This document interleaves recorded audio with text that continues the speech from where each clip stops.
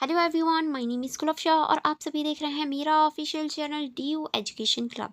आई hope आप सभी ठीक होंगे और अपनी अपनी स्टडी बहुत अच्छे से कर रहे होंगे। देखिए, आज की जो मेरी वीडियो होने वाली है ये आपके थर्ड सेमेस्टर की होने वाली है। एंड थर्ड सेमेस्टर में जो आपका सब्जेक्ट है जिसका नाम है environmental science theory into practice two, यानी पर्यावरण विज्ञान व्यवहार में सिद्धांत टू।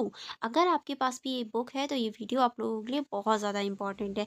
एंड अगर आपके कोर्स की बात करें कि ये किस कोर्स की है, तो ये यूजी के सभी कोर्सेज में सब्जेक्ट आ जाता है। यानी आप बीए प्रोग्राम कर रहे हैं, बीए ऑनर्स कर रहे हैं, बीकॉम कर रहे हैं, बीए ऑनर्स पॉलिटिकल साइंस कर रहे हैं, सभी कोर्सेज में ये आपको सब्जेक्ट देखने को मिल जाता है। तो आप कोई भी कोर्स कर रहे हैं, अगर आपके पास ये सब्जेक्ट है तो ये वीडियो आप लोगों के लिए ही है। क्योंकि आज की इस वीडियो में हम लोग इंपॉर्टेंट क्वेश्चन विद आंसर कर रहे हैं, यानी फुल बुक के इंपॉर्टेंट क्वेश्चन विद आंसर कर रहे हैं, जिसमें मैं ऑलरेडी आपको पार्ट 1 प्रोवाइड करवा चुकी हूँ। आज हमारा पार्ट 2 होने वाला है। एंड इसके बाद में एक और पार्ट होगा जो आपके लिए मर्ज होगा, जो आपको क्विक रिवीजन करवा देगा आपके एग्ज़ाम से पहले। देखिए, थोड़ा-सा लेट हो सकता है वीडियोज़ आने में, क्यों? क्योंकि देखिए इस टाइम पे हाँ, इस टाइम पे हो सकता है कि थोड़ी-सी लेट हो गई हो, बिकॉज़ सम रीज़न्स हैं जो मैंने आपको टेलीग्राम ग्रुप में भी शेयर किए थे प्रीवियस कुछ डेज़ में, कि क्या रीज़न्स हैं कि जिस वज़ह से मैं वीडियोज़ नहीं बना पा रही हूँ, तो वो रीज़न्स आपको पता है ऑलरेडी।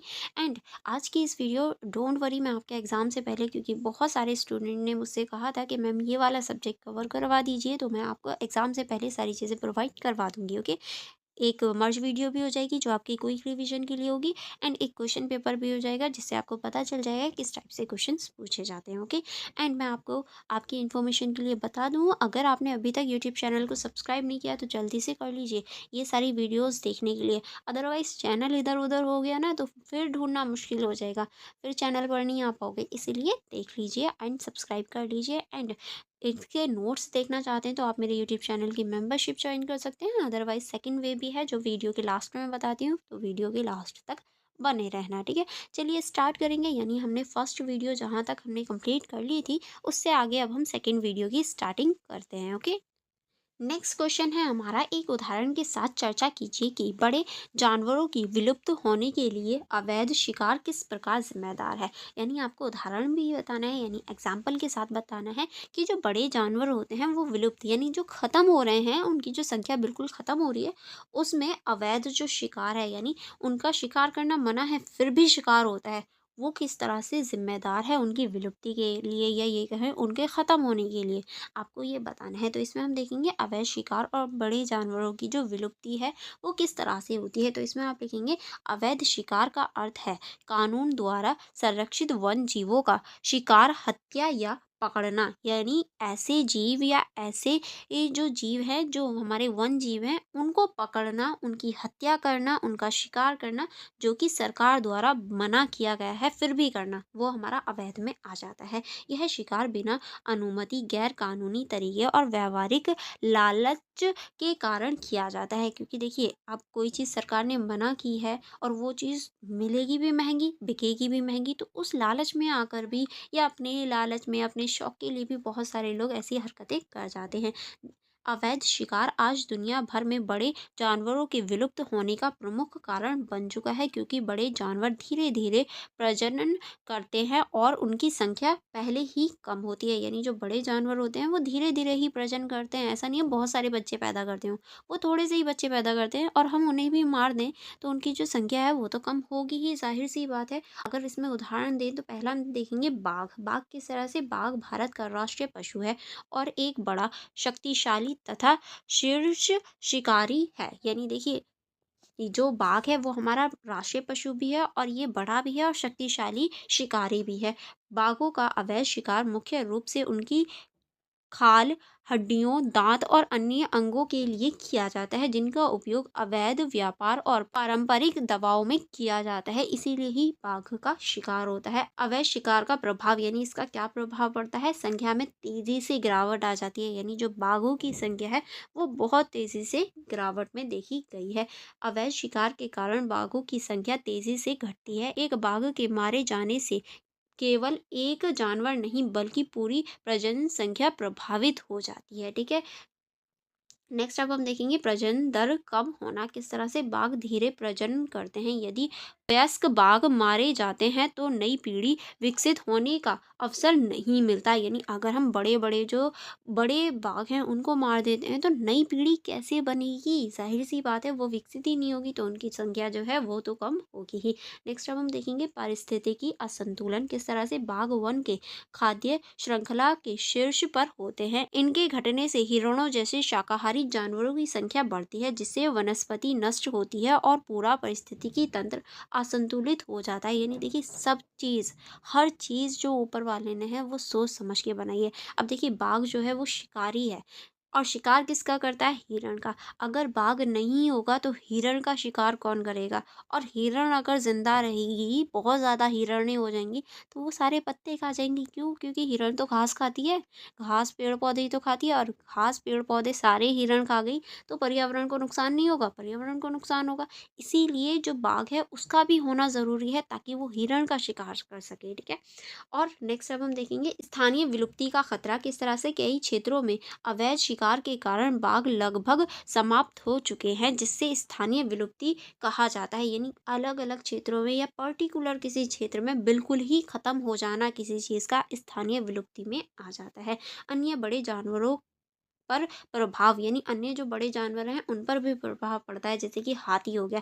हाथी जो है वो दांत यानी हाथी दांत के लिए शिकार किया जाता है। गैंडा हो गया, सींग के लिए अवैध हत्या की जाती है यानी गैंडे का शिकार जो है उसको उसके सींग के लिए किया जाता है क्योंकि वो बहुत ज़्यादा महंगा बिकता है।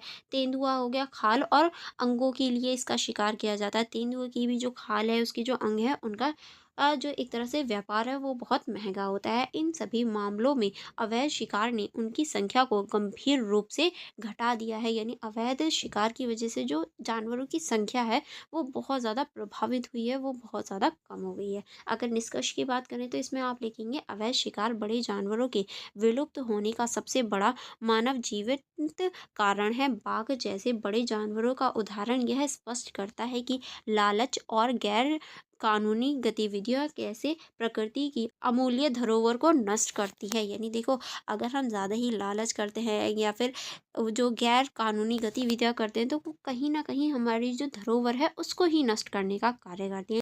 इसीलिए अवैध शिकार पर कड़े कानून, प्रभावी निगरानी और जन जागरूकता अत्यंत आवश्यक है ताकि बड़े जानवरों की विलुप्ति होने से बचाया जा सके और बड़े जानवरों की रक्षा की जा सके। अतः ये कहा जा सकता है कि यदि अवैध शिकार पर रोक न लगी तो भविष्य में कोई बड़ा जानवर केवल किताबों और चित्रों तक सीमित रह जाएगा। यानी अगर रोक नहीं लगी आज के टाइम में ही तो भविष्य की पीढ़ी कभी देख ही नहीं पाएगी उन्हें, सिर्फ चित्रों में या किताबों में ही देखेगी। जैसे हमने डायनासोरस को देखा है, जैसे हम डायनासोर्स को देखते हैं कि हाँ भैया ऐसे कोई जानवर होते थे, ऐसी हमारी आने वाली पीढ़ी अगर इस चीज़ को नहीं रोका गया तो वो हाथी को, गैंडे को और जो तेंदुए हैं इन सभी को चित्रों में ही देख पाएंगे। ठीक है, नेक्स्ट क्वेश्चन की तरफ बढ़ेंगे। नेक्स्ट क्वेश्चन है हमारा पर्यावरण संरक्षण में पर्यावरण संचार और जन जागरूकता की भूमिका पर चर्चा कीजिए। यानी पर्यावरण जो संरक्षण है उसमें पर्यावरण संचार की और जन जन जागरूकता होती है उसकी भूमिका क्या है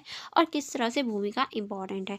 चलिए इसको देख लेते हैं। इसमें आप लिखेंगे पर्यावरण संचार का अर्थ। यानी इसका अर्थ क्या होता है? पर्यावरण संचार का अर्थ है पर्यावरण से जुड़े मुद्दों, समस्याओं, कारणों और समाधानों की जानकारी को जनता तक सरल और प्रभावी तरीके से पहुंचाना। यह संचार विभिन्न माध्यमों जैसे अखबारों, radio, TV, social media, post, भाषण, नाटक, सिनेमा और शिक्षा द्वारा दिया जाता है। वही हमारा पर्यावरण संचार कहलाता है। ठीक है, जन जागरूकता का अर्थ, जन जागरूकता का मतलब है लोगों में पर्यावरण के प्रति ज्ञान, समझ और जिम्मेदारी की भावना विकसित करना ताकि वह अपने दैनिक जीवन में ऐसे कार्य करें जो पर्यावरण के अनुकूल हों। यानी इस टाइम भी आपको एक तरह से जन जागरूक ही किया जा रहा है। क्यों? क्योंकि आपकी जो बुक है वो आपकी जो जिम्मेदारियां हैं पर्यावरण के लिए आपको सजग बना रही हैं। ठीक है, तो ये सारी चीज़ें हमारी इसमें आ जाती हैं। नेक्स्ट अब हम देखेंगे पर्यावरण संरक्षण में पर्यावरण संचार की भूमिका किस तरह से पर्यावरण समस्याओं की जानकारी देता है। किस तरह से पर्यावरण समस्याओं की जानकारी देता है? पर्यावरण संचार के माध्यम से लोगों द्वारा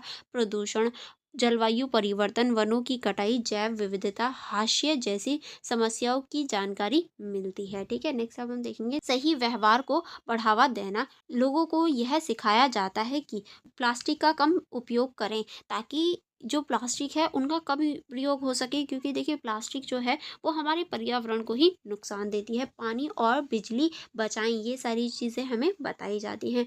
कचरे का सही निपटान करें, पेड़ लगाएं, ये सारी चीज़ें हमें बताई जाती हैं। सरकारी योजनाओं की जानकारी, किस तरह से पर्यावरण संरक्षण से जुड़ी सरकारी योजनाएं और कानून जैसे स्वच्छ भारत अभियान, प्लास्टिक प्रतिबंध जनता तक पहुंचते हैं। ये सारी चीज़ें हमारी सरकार द्वारा योजनाएं चलाई जाती हैं और जनता तक पहुंचाई जाती हैं। पर्यावरण संरक्षण में जन जागरूकता की भूमिका, यानी जो पर्यावरण संरक्षण है उसमें जन जागरूकता की क्या भूमिका होती है। अगर इसकी भूमिका की बात करें तो इसमें आप लिखेंगे लोगों की भागीदारी बढ़ना, जागरूकता, लोग स्वयं पर्यावरण संरक्षण में भाग लेते हैं जैसे, यानी जागरूकता होती है तो लोग खुद बढ़ चढ़ के जो पर्यावरण संरक्षण है उसमें भाग लेते हैं, जैसे कि वृक्षारोपण, यानी नए नए वृक्ष लगाना, नए नए पेड़ लगाना, सफाई अभियान हो गया, जल संरक्षण हो गया। ठीक है, नेक्स्ट अब हम देखेंगे सामाजिक दबाव बनाना, किस तरह से जब समाज जागरूक होता है तो वह प्रदूषण फैलाने वालों पर नैतिक और सामाजिक दबाव बनाता है, और जो एक तरह से पॉल्यूशन कर रहा होता है उसको रोकने का भी कार्य करता है।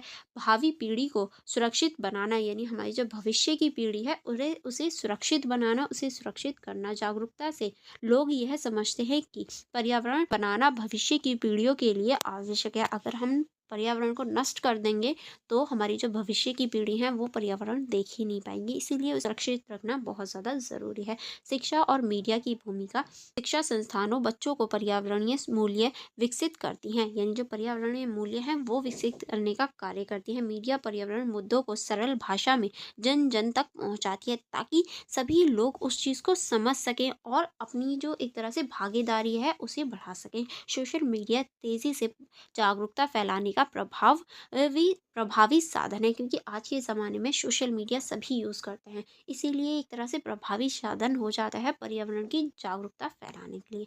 आई होप आपको ये क्वेश्चन अच्छे से समझ में आ गया होगा। अब हम देखेंगे इस क्वेश्चन का निष्कर्ष।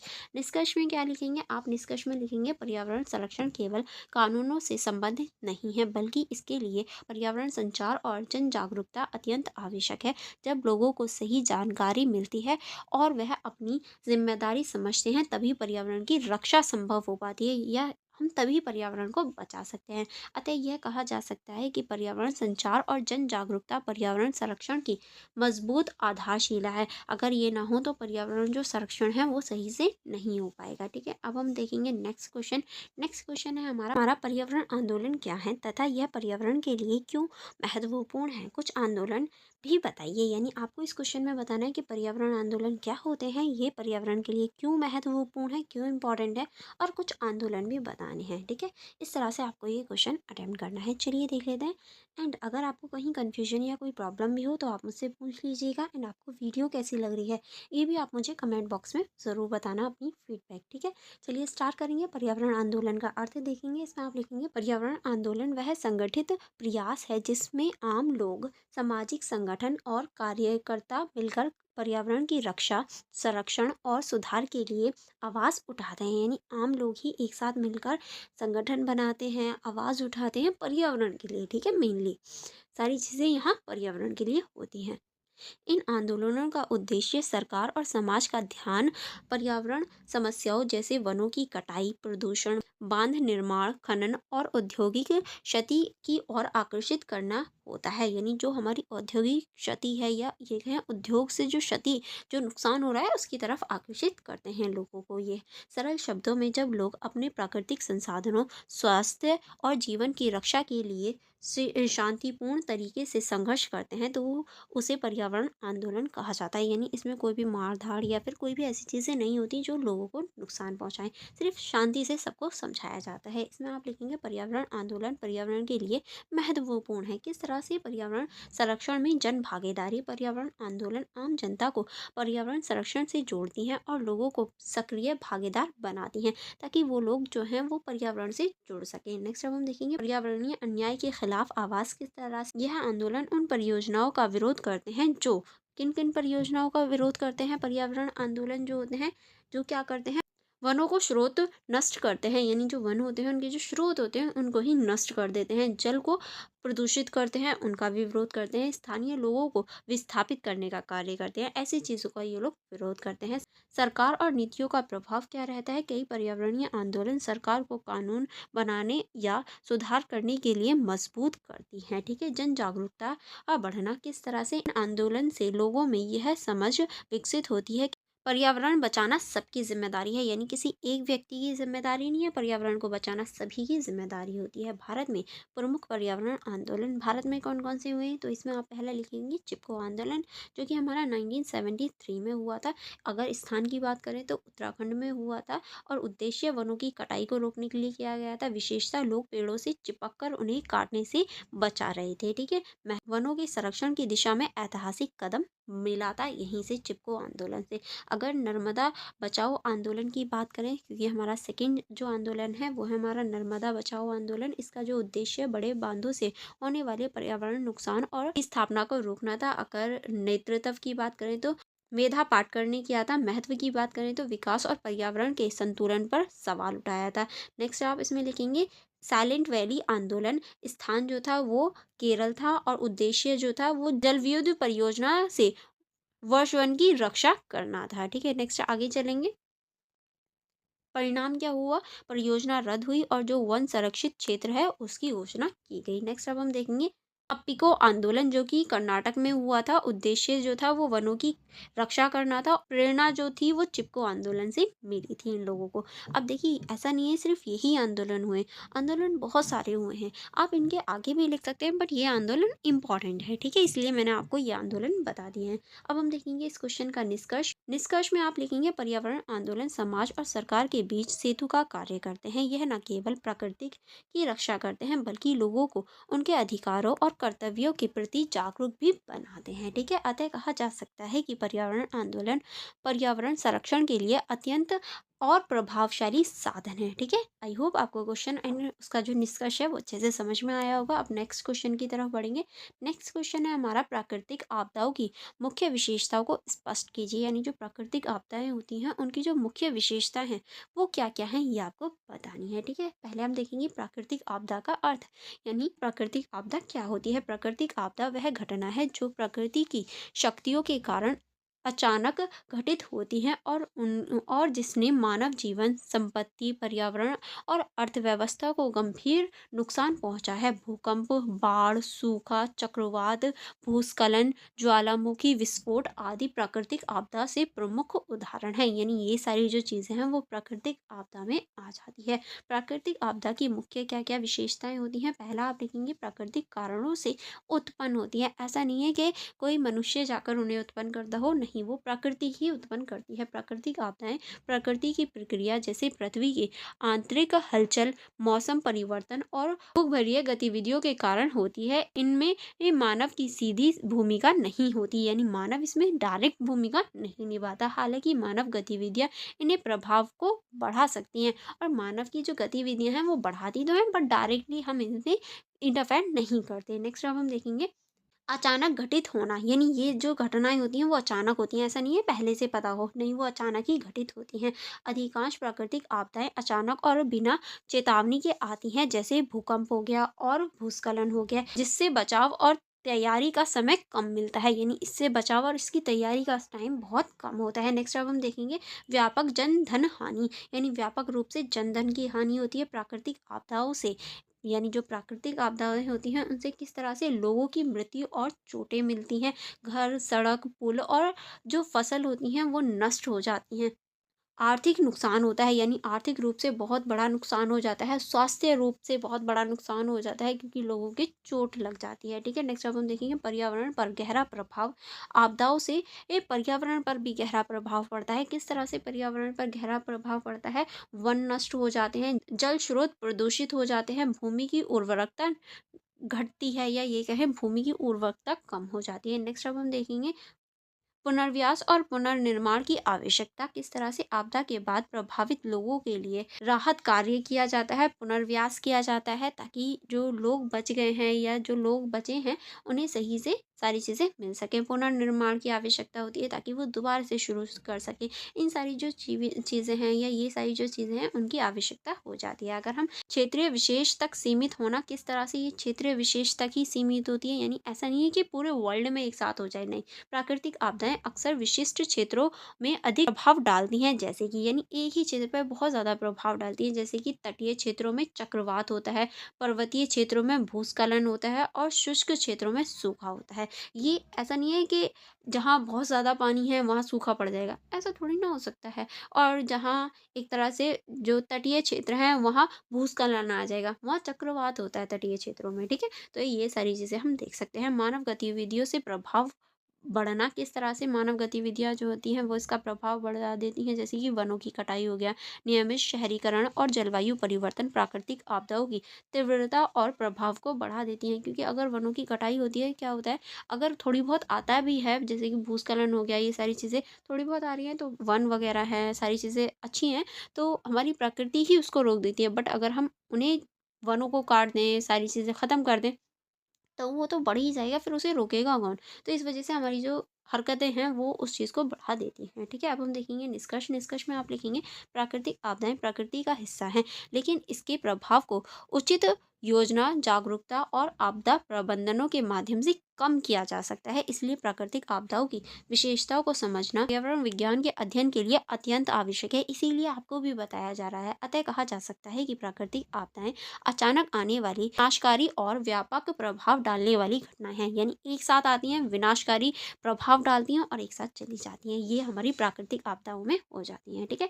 आई होप क्वेश्चन अच्छे से समझ में आ गया होगा। नेक्स्ट क्वेश्चन की तरफ बढ़ेंगे। नेक्स्ट क्वेश्चन है हमारा, अम्लीय वर्षा क्या होती है। अगर हम अम्लीय वर्षाओं की बात करें तो चलिए देख लेते हैं। अम्लीय वर्षाओं का पहले हम अर्थ देखेंगे। अम्लीय वर्षा वह वर्षा है जिसमें सामान्य वर्षों की तुलना में अधिक अम्लीय तत्व पाए जाते हैं, यानी जो सामान्य वर्षा होती है उसकी तुलना में ज़्यादा अम्लीय जो तत्व हैं वो पाए जाते हैं उस वर्षा में, वो हमारी अम्लीय वर्षा कहलाती है। सामान्य वर्षा का पीएच लगभग 5.6 होता है, जबकि अम्लीय वर्षा का पीएच इससे कम होता है। यानी सामान्य वर्षा है, सामान्य नॉर्मल बारिश है, तो उसका जो पीएच होगा वो 5.6 होगा, लेकिन जो अम्लीय वर्षा है उसका जो पीएच मान होगा वो इससे भी कम होगा। यह वर्षा केवल पानी के रूप में नहीं होती, बल्कि वर्षीय हिमपात, कुहासा और सूखी कणिकाओं के रूप में भी हो सकती है, ठीक है। अम्लीय वर्षाओं के कारण, यानी अम्लीय वर्षा होती क्यों है, इसके क्या रीजंस हैं। अगर इनके कारणों की बात करें तो अम्लीय वर्षा मुख्य रूप से मानव गतिविधियों के कारण होती है, यानी मेनली जो इसका रीजन है वो हम लोग ही हैं।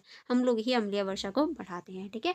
उद्योग, ताप विद्युत ग्रहों और वाहनों से निकलने वाले सल्फर डाइऑक्साइड यानी SO2 और नाइट्रोजन ऑक्साइड यानी NOx गैसें वायुमंडल में जाती हैं, जिससे क्या होता है, अम्लीय वर्षा होती है। यह गैसें वायु में मौजूद जलवर्ष से निकलकर प्रयुक्त अम्ल यानी H2SO4 और नाइट्रिक अम्ल यानी HNO3 बनाती हैं। बादलों के साथ यह अम्ल पृथ्वी पर वर्षा के रूप में गिरता है, जिसे अम्लीय वर्षा कहते हैं, ठीक है। अगर हम अम्लीय वर्षा के प्रकारों की बात करेंगे, अम्लीय जो वर्षा है वो कितने प्रकार की होती है, तो इसमें आप लिखेंगे पहला होता है हमारा गीली अम्लीय वर्षा, जब अम्ल वर्ष वर्ष या हिम के रूप में गिरती है, यानी पानी के रूप में या फिर बर्फ के रूप में, जब बर्फबारी होती है वो भी हमारी अम्लीय भी हो जाती है, ठीक है, तो हिम के रूप में ही गिरती है। दूसरी होती है हमारी सूखी अम्लीय वर्षा, जब अम्लीय कण धूल या धुएं की साथ सतह पर जमा होती है और बाद में पानी से मिलकर नुकसान करती है, वो हमारी क्या हो जाती है, सूखी अम्लीय वर्षा हो जाती है। अम्लीय वर्षा के प्रभाव, यानी अगर इसके प्रभाव की बात, वन और फसलें क्षतिग्रस्त हो जाती हैं, यानी अम्लीय वर्षा सिर्फ इंसानों को ही नहीं बल्कि जो पेड़ पौधे हैं, फसलें हैं, उनको भी नुकसान पहुंचाती है। मिट्टी की उर्वरकता कम कर देती है, यानी जो हमारी ज़मीन है उसकी भी उर्वरकता कम कर देती है, वो भी कम उपजाऊ हो जाती है। नदियाँ और झीलें अम्लीय हो जाती हैं, जिससे मछलियाँ मर जाती हैं, यानी ये मछलियों को भी नुकसान देती है। इमारतें और स्मारक जैसे ताजमहल प्रभावित होते हैं, जैसे कि ताजमहल पहले पूरा सफ़ेद था, अब वो पीला पड़ता जा रहा है, क्यों, क्योंकि अम्लीय वर्षा हो रही है, जिसकी वजह से जो इमारतें हैं, जो एक तरह से संगमरमर का पत्थर है, वो भी अपना कलर बदल रहा है। मानव स्वास्थ्य पर भी बुरा प्रभाव पड़ता है, यानी ये मानव का जो स्वास्थ्य है उस पर भी बुरा प्रभाव डालती हैं। आई होप क्वेश्चन अच्छे से समझ में आया होगा। अब अब हम देखेंगे इस क्वेश्चन का निष्कर्ष। चलिए देख लेते हैं निष्कर्ष में आप क्या लिखेंगे। निष्कर्ष में आप लिखेंगे अम्लीय वर्षा एक गंभीर पर्यावरणीय समस्या है जो मुख्य रूप से प्रदूषण के कारण उत्पन्न होती है, यानी इसका मेन रीज़न प्रदूषण है।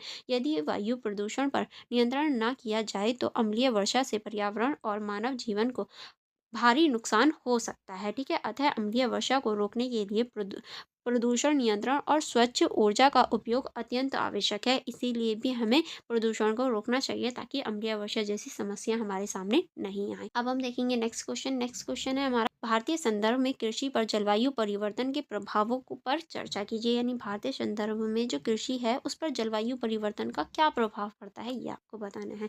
भूमिका में देखेंगे, भारत एक कृषि प्रधान देश है जहाँ बड़ी आबादी की आजीविका खेती पर निर्भर करती है, क्योंकि हमारे देश में बहुत बड़े लेवल पर खेती होती है। भारत की कृषि मुख्य रूप से मानसून वर्षा पर आधारित है, यानी हमारी जो कृषि है वो मानसून की जो वर्षा होती है उन पर आधारित होती है। वर्तमान समय में जलवायु परिवर्तन के कारण तापमान में वृद्धि, वर्षा के स्वरूप में बदलाव और चरम मौसम घटनाओं की बढ़ती संख्या ने भारतीय कृषि को गंभीर रूप से प्रभावित किया है। क्योंकि देखिए हमारी जो कृषि है वो वर्षा पर डिपेंड करती है, बारिश पर डिपेंड करती है, लेकिन प्रदूषण की वजह से बारिश ही सही से नहीं होती, जिसकी वजह से क्या होता है, खेती बर्बाद हो जाती है। तो हमारे देश पर इसका बहुत बड़ा प्रभाव पड़ता है। भारतीय कृषि पर जलवायु परिवर्तन के प्रमुख प्रभाव, अगर प्रभाव की बात करें तो पहला हम देखेंगे मानसून के अनिश्चितता, यानी मानसून की जो अनिश्चितता होती है उसकी कोई निश्चित जो तिथि थी वो बदलने लगी है, उससे क्या प्रभाव पड़ा है। तो इसमें आप लिखेंगे जलवायु परिवर्तन के कारण मानसून का समय और मात्रा दोनों अनिश्चित हो चुकी हैं, या ये कहें अनिश्चित हो गई हैं। पहले निश्चित रूप से होती थी, अब ये अनिश्चित कभी भी हो जाती हैं, जिसकी वजह से खेती पर प्रभाव पड़ता है। कभी अत्यधिक वर्षा से बाढ़ आ जाती है, कभी कम वर्षा से सूखा पड़ जाता है, जिससे फसलों की बुवाई और उत्पादन प्रभावी होता है। क्योंकि अगर फसलों को सही टाइम पे या सही पानी ना मिले तो उनकी जो बुवाई है, उनकी जो एक तरह से उत्पादन है, उसमें बहुत बड़ा प्रभाव पड़ता है। नेक्स्ट अब हम देखेंगे तापमान में वृद्धि किस तरह से औसत तापमान बढ़ता है, यानी औसत तापमान में वृद्धि हुई है। गेहूँ, धान जैसी फसलों की उपज घटती है। फसलों का पकने का समय कम हो गया है, क्योंकि अब जो एक तरह से जो क्योंकि अब जो टाइम है वो बहुत ज़्यादा ही बदल गया है।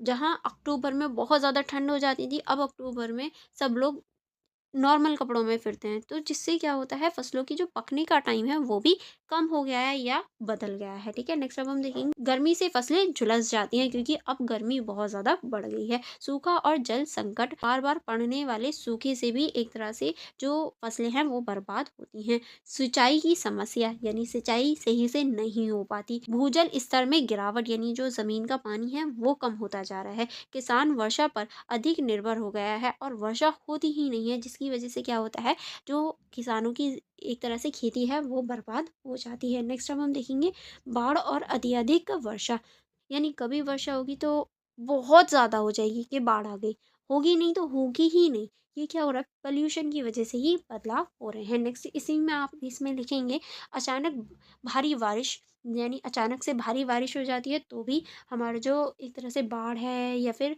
अत्यधिक वर्षा की वजह से बाढ़ जैसी समस्या पैदा हो जाती है। खेतों में पानी भर जाता है, फसलें नष्ट हो जाती हैं, क्योंकि फसलों की जो जड़ें हैं वो गल जाती हैं। मिट्टी का कटाव बढ़ता है, यानी मिट्टी एक जगह से दूसरी जगह बहकर चली जाती है। इसमें आप आगे लिखेंगे कीट और रोगों में वृद्धि किस तरह से, गर्म और आर्द्र जलवायु में, यानी जो गर्म होती है और आर्द्र जलवायु होती है उसमें कीटों की और जो रोग होते हैं उनमें वृद्धि हो जाती है। कीटों और बीमारियों का प्रकोप बढ़ता है, यानी कीट और जो बीमारियां होती हैं वो बढ़ने लग जाती हैं। कीटनाशकों का अधिक उपयोग करना पड़ता है, जिससे क्या होता है, स्वास्थ्य पर गहरा प्रभाव पड़ता है। नेक्स्ट अब हम देखेंगे मिट्टी की गुणवत्ता पर प्रभाव, यानी जो मिट्टी है उसकी गुणवत्ता पर भी प्रभाव पड़ता है। अत्यधिक वर्षा से मिट्टी का कटाव होता है, सूखे से मिट्टी की नमी कम होती है, इससे भूमि की उर्वरकता घटती है, यानी जो भूमि की उर्वरकता है, भूमि की जो उपजाऊ करने वाली क्षमता है वो भी घट जाती है। इसमें आप लिखेंगे छोटे और सीमित किसान पर अधिक प्रभाव पड़ता है, क्योंकि देखिए जो छोटे और सीमित किसान होते हैं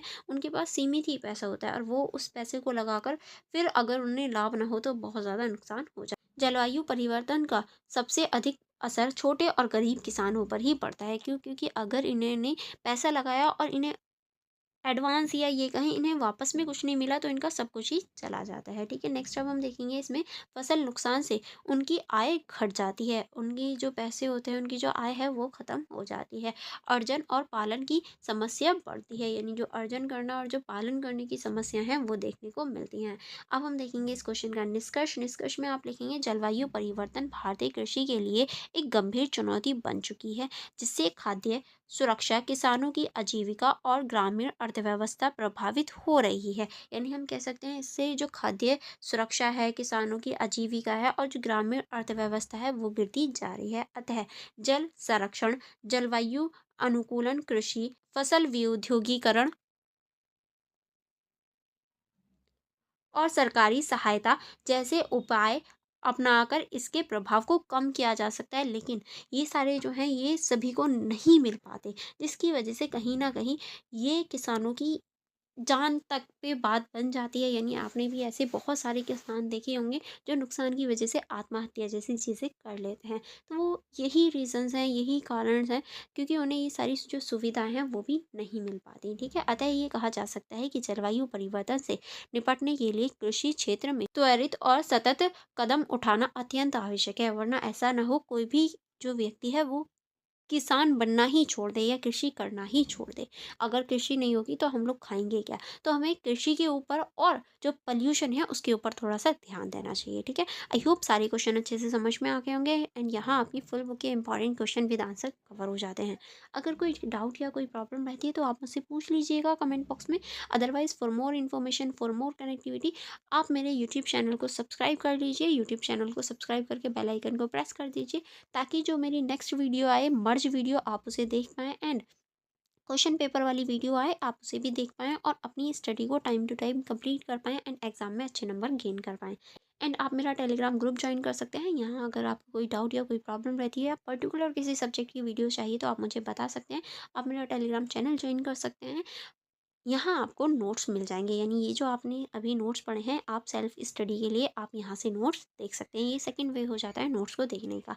एंड आप मेरी इंस्टाग्राम आईडी चेकआउट कर सकते हैं for more videos, for more connectivity, क्योंकि जो मेरी अपकमिंग वीडियोज़ होती हैं, आपको यहाँ इन्फॉर्मेशन मिल जाती है। अगर कोई और भी डाउट ये रहता है या कोई और भी प्रॉब्लम रहती है, तो कमेंट बॉक्स में पूछना मत भूलिएगा एंड वीडियो को लाइक भी करना एंड अपने फ्रेंड्स के साथ भी ज़रूर शेयर करना। चलिए फिर हम मिलेंगे नेक्स्ट वीडियो में। आप लोग अपना एग्ज़ाम बहुत अच्छे से दीजिएगा। Thank you for watching everyone.